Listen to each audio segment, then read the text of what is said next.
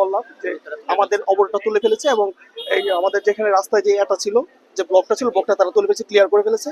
তাদেরকে আমরা আশ্বস্ত করেছি যে আমরা আলোচনা চালাচ্ছি, আমাদের আলোচনা চলতেছে, আশা করি এটা খুব দ্রুত সমাধান হয়ে যাবে।